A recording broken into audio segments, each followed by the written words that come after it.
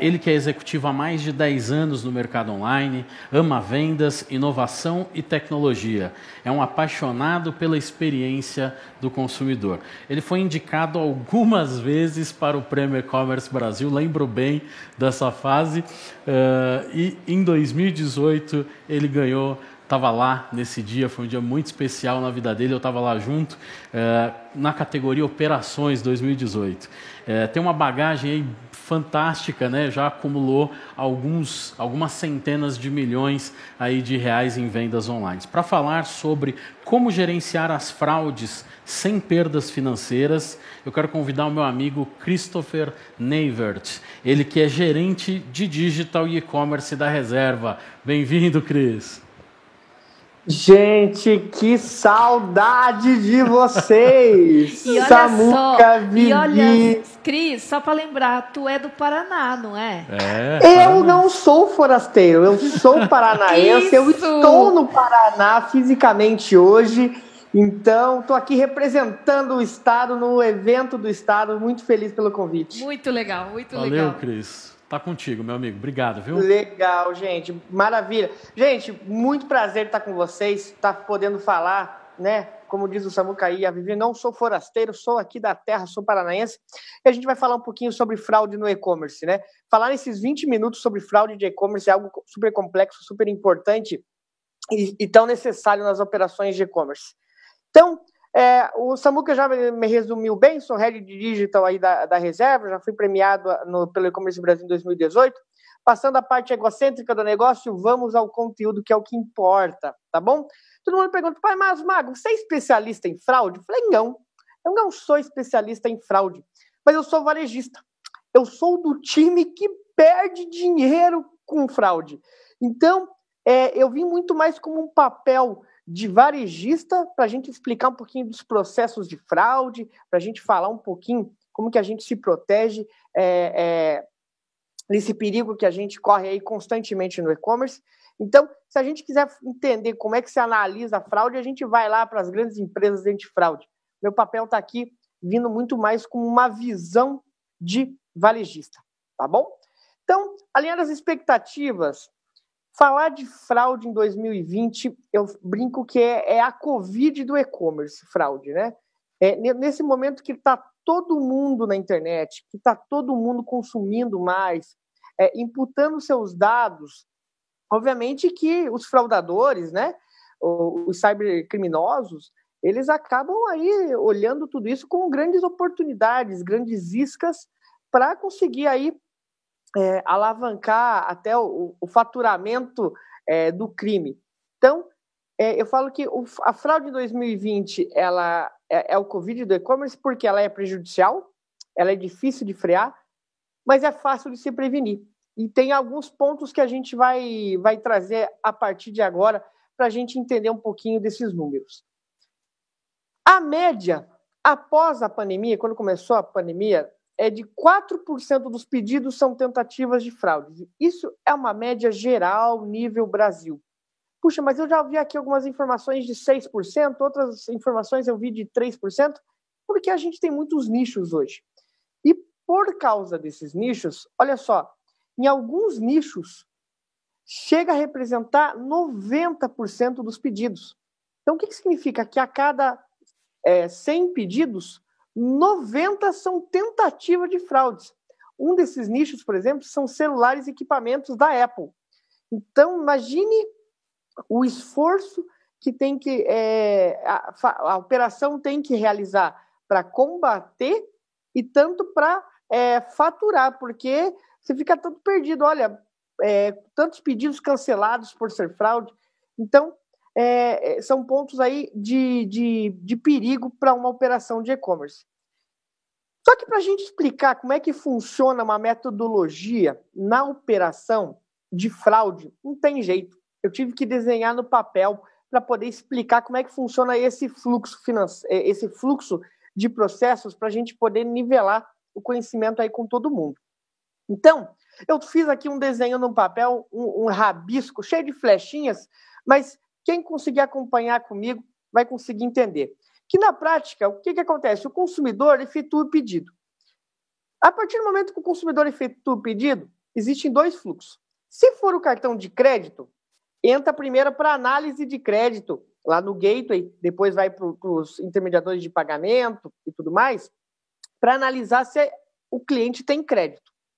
A partir do momento que o consumidor tem crédito, a gente captura o pedido e manda para análise de risco, análise de fraude, para analisar se aquele consumidor realmente, de fato, não é um fraudador. Se for boleto, a gente aguarda a confirmação bancária lá do banco, tá?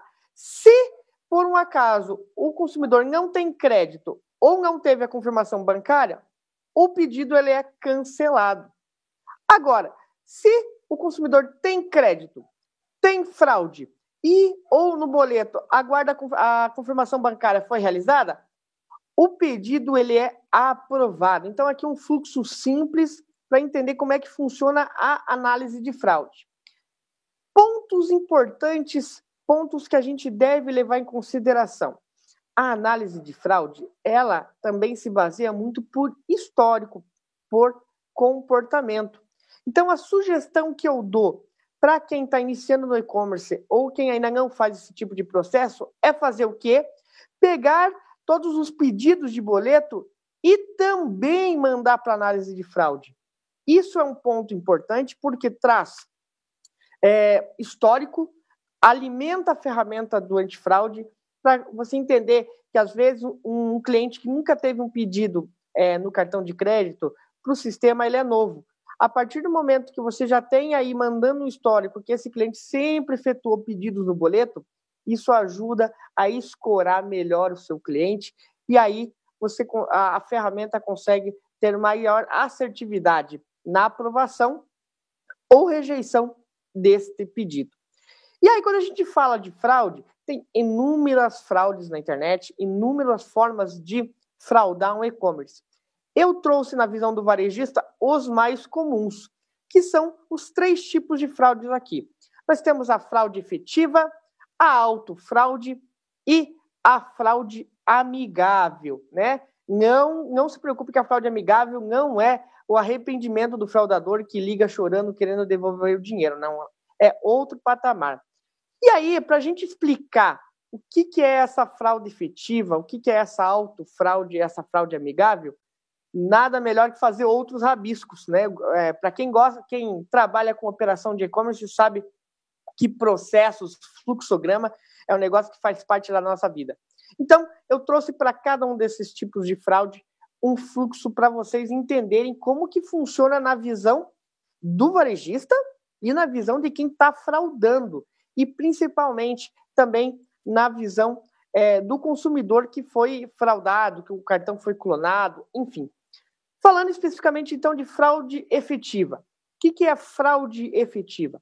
É quando, de fato, tá, um fraudador rouba, clona ou compra dados de terceiros, né? Compra dados que não é dele. E aí, a partir do momento que ele está com esses dados, o que o fraudador tenta fazer? Através de grandes softwares, ferramentas, né? Não pense que os fraudadores estão indo tentando de forma manual, né? Não, eles utilizam softwares automatizados já para que eles consigam tentar ver vários e-commerces ao mesmo tempo, fazer várias tentativas de compras. Então, o que acontece? Olha aqui o fluxograma para vocês da fraude efetiva. O fraudador rouba, clona, compra os dados do titular. Ele consegue achar um e-commerce aonde não tem, talvez, uma análise de risco, não tem o antifraude sem histórico, consegue aprovar a compra. A partir do momento que ele aprova a compra, ele recebe a mercadoria e o varejista recebe o dinheiro, porque aquele cartão, lembra daquele processo que eu acabei de falar? Foi validado o crédito, é capturado o crédito, o varejista recebe o dinheiro e envia a mercadoria, porque até então o varejista está achando que é um cliente real, um cliente fiel. O que acontece depois? O titular, que também é vítima, ele recebe lá na sua fatura do cartão dizendo, olha, eu não reconheço essa compra aqui. Liga na operadora do cartão dele, né, que forneceu o cartão de crédito, diz que não reconhece, contesta essa compra, tá bom? O varejista recebe um chargeback, e eu vou falar sobre o que é esse chargeback, e o que acontece no final? O varejista tem que devolver, fazer um estorno obrigatório para o titular real do cartão, tá? E aí o varejista ele perde tanto o dinheiro quanto a sua mercadoria. E isso é uma fraude efetiva, é quando de fato um varejista leva uma fraude. Já o segundo tipo de fraude, ele é muito parecido com essa. Porém, a gente chama de autofraude. O que é a autofraude? É quando o próprio titular do cartão, né? Então, nós temos o João, a Maria, titular do seu cartão, ele compra lá das lojas americanas, da Fit, da onde for, e ele manda, ele compra, ele recebe esse produto, mas quando ele receber esse produto, provavelmente ele tenta receber ou num local que ele alugou temporariamente, ou num Airbnb. E aí, quando o caminhão chega na casa dele para receber a mercadoria, o transportador ou os correios, tá? O que acontece? A partir daí, o fluxo é normal, porque realmente o titular que está comprando, a análise de fraude verifica que é ele mesmo, aprova, tudo certinho, o endereço é perto da casa dele e manda o pedido. Quando o caminhão está chegando, o que o titular faz? Na hora, ele liga para a operadora do cartão dele e fala, olha, eu não reconheço essa compra, inclusive eu perdi esse cartão, eu nunca comprei nas lojas americanas, da Fit, onde for, então eu quero meu dinheiro de novo. O que acontece? O varejista vai receber, né, vai ter que obrigado a fazer o estorno obrigatório, que é o que a gente chama de chargeback, certo? E o varejista, de novo, perde o dinheiro e a mercadoria. Qual a diferença do fraude efetiva do autofraude? Que o autofraude é o próprio titular que frauda a loja, né? Diz que ele compra e posteriormente ele diz que não foi ele. E isso dá para fazer como uma recorrência? Não, tá? Os bancos ficam também mantendo um histórico, e aí, obviamente, se ele começar a fazer isso com uma frequência, ele pode ser até processado por crimes financeiros, estelionatário, enfim, tem essas formas aí dos bancos também controlados. Porém, por mais que ele não faça com uma certa frequência, é um dos tipos de fraudes mais conhecidos e utilizados aí na internet. E aí, por último, uma das fraudes que mais acontece, principalmente nessa nova era tecnológica que a gente está vivendo, é a fraude amigável. O que acontece com a fraude amigável, né? O titular, o fraudador, ele compra com os dados lá do titular, recebe a mercadoria, o varejista recebe o dinheiro. Quando o titular vai olhar na fatura do cartão, ele de fato não reconhece essa compra. O que acontece? Na verdade, o fraudador é alguém da família, ou um conhecido, ou um parente da família. Normalmente, esses casos acontecem muito com filhos que usam o cartão de crédito dos pais para comprar aquele joguinho, para passar de fase no celular, para comprar mais moedinhas, e acaba que o titular, que é a vítima, que é os pais, acaba não reconhece essa compra, causam um chargeback para o varejista sem querer. Então, olhando esses 3 tipos de fraudes, essas fraudes mais frequentes, acontecem esses processos aqui. E aí vem a seguinte pergunta. Tomei fraude, e agora? Né? Agora o varejista vai receber uma cartinha super legal, né, dizendo que o dinheiro daquele pedido será estornado para o titular legal. Então, isso é um chargeback. É quando o varejista recebe essa cartinha dizendo que ele vai ser estornado, o estorno daquele dinheiro vai ser automaticamente. Lembrando, importante lembrar que nenhuma administradora do cartão assume esses riscos, os tipos de transação, deixando prejuízo 100% para o varejista. E aqui eu dou uma dica de quem é varejista, né? Quando vocês receberem o chargeback, abram um boletim de ocorrência online. Por quê? Porque é um comprovante jurídico de que a sua loja também foi vítima de um golpe, que você também é vítima. Isso é importante, Porque imagine que o titular verifica no cartão que a sua loja lá tem uma compra na sua loja.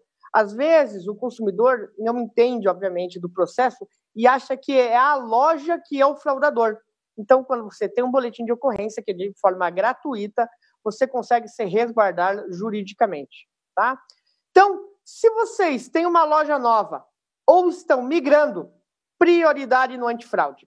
Os cybercriminosos hoje estão super inteligentes, às vezes mais inteligentes do que os sistemas de prevenção à fraude. Depois que eles identificam uma vulnerabilidade em qualquer e-commerce, pessoal, é igual formiga em piquenique. Uma avisa a outra e aquela enxurrada de compras fraudulentas acontece no seu e-commerce e você pode, nesse momento, falir o seu e-commerce mesmo antes de abrir. Eu já passei por essa situação, por isso que eu trago e friso isso aqui. Danos financeiros aí podem ser irreversíveis nesses momentos, né? E vai falar, mas quanto de chargeback eu posso ter?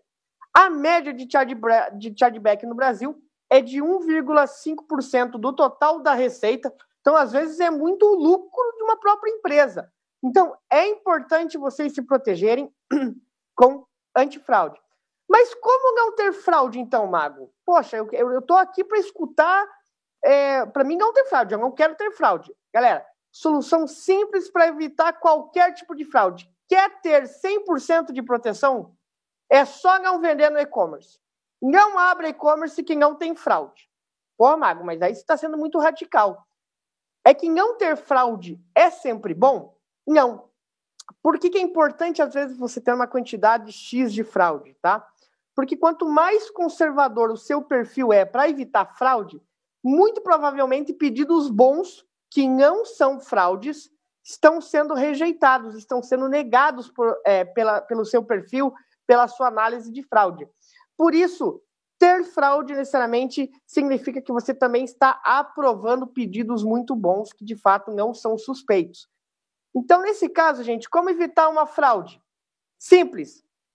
Cliente compra e quer trocar o endereço. Cliente feliz, maravilhoso, comprou lá de você, ele liga na loja, que está aqui no slide, uma conversa, né? Olha, tudo bem?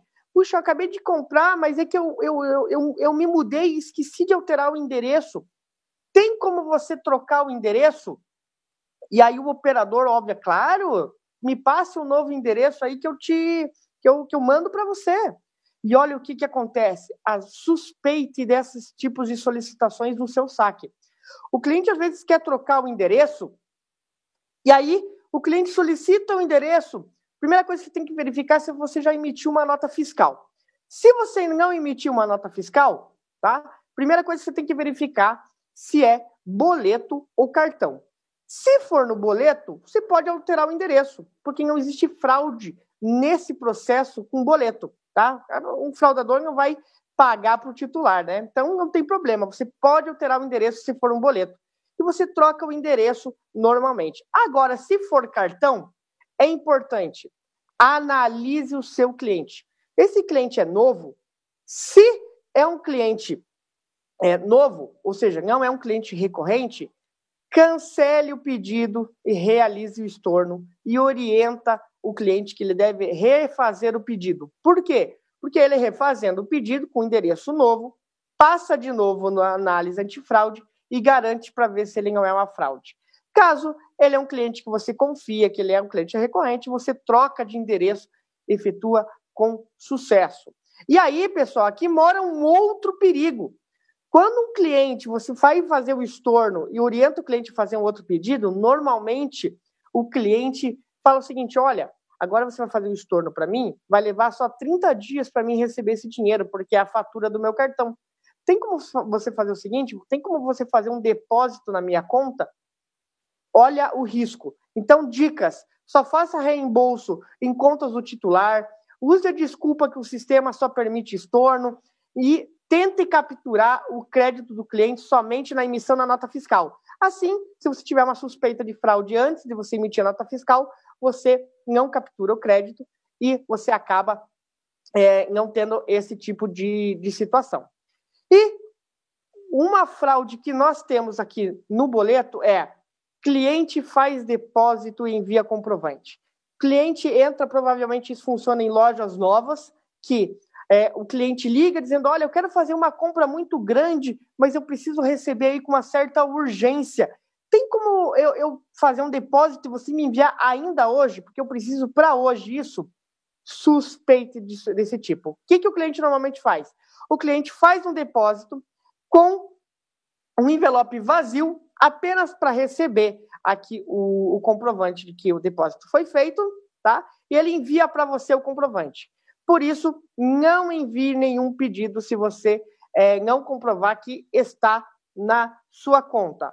E de uma forma muito resumida, tudo isso que a gente falou nesses 20 minutos aqui, tem um antifraude ativo, vale a pena pagar mais caro para evitar um chargeback? Depende, né? Se o quanto você pagar por antifraude for maior que você tem de chargeback, não vale a pena você pagar. É melhor você receber o chargeback porque é mais barato na sua operação. Desconfie, fraudadores são bons, especialistas e só fazem isso. Não ter chargeback não é bom, porque você provavelmente está negando alguns pedidos muito bons. Analise todos os pedidos, inclusive o de boletos, para você alimentar o sistema de antifraude com histórico e, principalmente, faça como eu mostrei aqui, desenhe esses processos aqui, porque quando você desenha, a sua equipe não fica vendida e você sabe o que fazer. Bom, pessoal, como mago eu aprendi que no e-commerce não tem magia que substitua o trabalho duro. Quero agradecer aí ao E-Commerce Brasil, quem quiser me seguir aí no Instagram. Quero aproveitar também e dizer que estou com saudade dessa galera nessa foto aí, uma saudade imensa do Samuca, da Vivi, e dar um abraço apertado, tá bom? E todo o time do E-Commerce Brasil, obrigado. E se gostou do conteúdo, tá aqui o link para vocês baixarem esse slide e ser muito feliz em montar os seus processos. Estou à disposição para perguntas, meus queridos. Cris, obrigado, meu amigo, valeu. É sempre muito bom, né, a gente ouvir com o olhar de quem está, né, a Vivi sempre fala, lá de lá do balcão, né, quem está lá na fronteira, né, todo dia administrando, vendo, percebendo, entendendo, acompanhando, e essas dicas são muito boas. A gente trouxe, né, inclusive esse tema, porque foi uma demanda que a gente recebeu do próprio pessoal do Paraná de algumas situações que aconteceram por lá. Tá? Eu tenho uma pergunta que eu achei bem legal, que tem a ver justamente com aquele 1,5% que você falou. Né? A pessoa está dizendo assim, ó, no meu e-commerce eu tenho um percentual muito superior do que esse 1,5%. Onde é que eu posso estar errando? Perfeito. Nesse momento, assim, não tem... o que eu vou falar aqui, tudo é achismo, porque a gente tem que analisar o número de cada varejista. No caso dela, é importante saber se é em algum tipo de produto, se é em determinado estado e, principalmente, como é feito essas análises no antifraude. Esse é o momento de você chamar o seu antifraude e trazer para eles assim, olha, por que você está aprovando muitos pedidos? Tenta mudar a régua e a regra de como é feito essas análises. E outro ponto talvez, imputar todos os pedidos para você entender o comportamento do usuário. Então, a partir do momento dessas informações, a gente consegue ter mais precisão do porquê que eu estou tendo muito chargeback. Porque provavelmente a regra estabelecida pelo sistema antifraude, por exemplo, ela é uma regra padrão que não está adequada ao seu negócio. Então, nesse momento, alinhamento com o seu sistema, com seus parceiros de antifraude é o melhor caminho. Muito legal, porque todas essas ferramentas de mercado, elas permitem, né, muitos testes para você ir ajustando ali os detalhes. Legal. Uma segunda pergunta quais são os principais erros que eu posso cometer na hora de contratar um sistema antifraude? Eu acho que o principal erro aí de você contratar um antifraude é você querer pagar mais caro para o antifraude, e agora como eu sou varejista, então dá para mim abrir aí as comunicações, dizendo, olha, não tenta no começo você querer pagar mais caro para o antifraude para evitar um chargeback. Nesse momento é questão de testes, entenda muito bem como que eles abordam o consumidor. Então, caso o sistema ache que o pedido é suspeito, como que ele aborda? Ele aborda por telefone, ele aborda por e-mail, quantas abordagens são feitas, que tipo de perguntas realizadas. Normalmente esses antifraudes têm ligações, são gravadas, então analise junto com elas, faça esse questionamento. Importante, pegue o seu nicho e pergunte para o antifraude antes qual é a taxa média de aprovação para o seu nicho. Isso é muito importante, porque isso pode variar e ser um diferencial para você contratar um bom antifraude. Alguns podem dizer 70, outros 80 e outros 90. Então, isso aí é na hora de você fazer a continha no Excel, isso te ajuda a tomar uma decisão. Maravilha, meu amigo. De novo, queria te agradecer, saudade de você. Muito bom ter você aqui. Eu que agradeço. Maravilha, gente. Um beijo no coração. Vivi, Samuca, todo mundo, fiquem em segurança, fiquem bem. E aí, bora vender, porque foguete não dá ré, galera. Obrigado, Cris. Valeu. Obrigada, Cris. Um abraço, beijo, gente. querido. Fiquem bem.